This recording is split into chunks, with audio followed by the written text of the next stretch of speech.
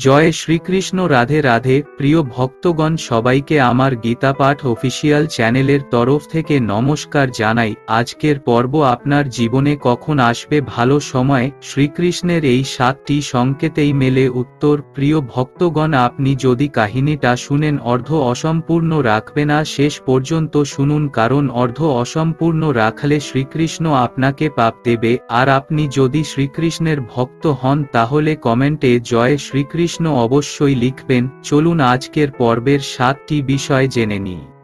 গীতাপাঠ official channel subscribe করে পাশে থাকা বেল আইকন প্রেস করুন আমাদের ভিডিও সবার প্রথমে দেখতে। সময় বড় কঠিন, মানুষের পরীক্ষা নেয়। আজ যে রাজা, সময়ের নিয়মে কালই সে ফকির। শ্রীকৃষ্ণ তার শ্রীমদ্ ভগবত গীতায় শ্রীমদ্ ভাগবত জিয়া সময় নিয়ে পরামর্শ দিয়েছেন। সেগুলো হলো: 1. শ্রীকৃষ্ণ বলেছেন, একমাত্র সময়ই ঠিক করে দেয় মানুষের জীবনে সুখ আসবে না দুঃখ। জীবন কেমন কাটবে সেই সংকেত মানুষ তার কার্য থেকেই বুঝতে পারবেন। এমন ইঙ্গিত দিয়েছেন শ্রীকৃষ্ণ, লর্ড শ্রীকৃষ্ণ। পশু পাখিদের থেকেও সেই সংকেত অনেক সময় পাওয়া যায়, কিন্তু অজ্ঞতার কারণে সেই সংকেতগুলো বোঝা হয়তো সম্ভব হয়নি। 2. শ্রীমদ্ভগবদ্গীতা অনুযায়ী একবার নারদ মুনি ভগবান বিষ্ণুর, লর্ড বিষ্ণু সঙ্গে দেখা করতে বৈকুণ্ঠধামে বা ইকাঞ্চা ডাম গিয়েছিলেন। সেখানে গিয়ে নারদ মুনি ভগবান বিষ্ণুকে জিজ্ঞাসা করেছিলেন, মানুষের জীবনে সুখ বা দুঃখের আগমনের ইঙ্গিত কি করে বোঝা যাবে? ভগবান বিষ্ণু তখন তাকে বলেছিলেন, যখন কোনো ব্যক্তির চোখ ব্রাহ্ম মুহূর্তে অর্থাৎ ভোর 3টে থেকে 5টার মধ্যে খুলে যায় অথবা ওই সময়ের মধ্যে তিনি স্বপ্নে ভগবানের দেখা পান, তখন থেকেই ইঙ্গিত পাওয়া যায় ওই ব্যক্তির জীবন সমৃদ্ধি ও প্রগতির দিকে এগিয়ে যাবে এবং তার স্বপ্ন যাতে পূরণ হয় তার জন্য স্বয়ং ভগবান তাকে সাহায্য করেন। 3.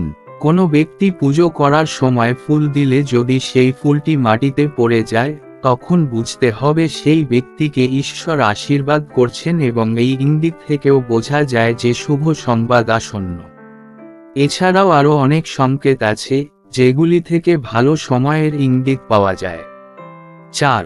যদি দেখা যায় কেউ হাসি খুশি রয়েছেন, তাহলে এর অর্থ হলো সংশ্লিষ্ট ব্যক্তির মনের মধ্যে ভগবানের বাস রয়েছে। এই সময়ে সবার মনোবাসনা পূর্ণ হবে। 5. এরকম মানা হয় যে যখন ভবিষ্যতের ঘটনাগুলি আগে থেকেই কেউ স্বপ্নে দেখতে পান, তাহলে তার অর্থ হলো ঈশ্বর সংশ্লিষ্ট ব্যক্তিকে সংকেত দিচ্ছেন যে আগামী দিনে তার জীবনে ভালো কিছু ঘটতে চলেছে। আরও অনেক সংকেত আছে যা থেকে বোঝা যায় জীবনে খারাপ সময় শেষ হয়ে ভালো সময়ের সূচনা হতে চলেছ। 6. ধন সম্পত্তি নিয়ে সমস্যায় ভুগছেন বহুদিন ধরে। কিভাবে এই সম্পর্কিত সমস্যার সমাপ্তি ঘটবে বুঝতে পারছেন না।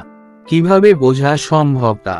যদি সকাল সকাল কোনো ব্যক্তি বা আত্মীয়স্বজন সংশ্লিষ্ট ব্যক্তির বাড়িতে এসে হঠাৎ পয়সা দিয়ে যান, তাহলে ধরে নিতে হবে সেই ব্যক্তির গৃহে মা লক্ষ্মীর আগমন হতে চলেছে এবং তখনই বোঝা যাবে যে ধন সম্পত্তি নিয়ে যা সমস্যা রয়েছে তা দূর হয়ে যাবে।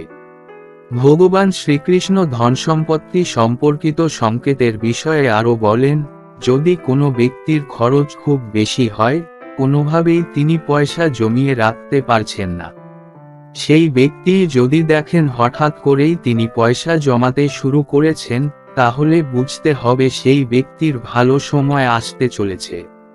7. সবশেষে যেটি বলা যায় তা হল পশু পাখিদের ইঙ্গিত থেকেও ভালো সময়ের সংকেত পাওয়া যেতে পারে। যেমন কোনো বাদর যদি কারোর বাড়ির ছাদের ওপর আমের বীজ ফেলে যায়, অথবা কোনো বিড়াল যদি সদ্য বাড়িতে বাচ্চার জন্ম দেয়, তাহলে ধরে নিতে হবে ভগবান কোনো সংকেত দিচ্ছেন আগামী দিনে ভালো সময় আসতে চলেছে। এই সংকেতগুলি যদি কেউ পান, তাহলে বুঝতে হবে খারাপ সময় কেটে ভালো সময় আসতে চলেছে।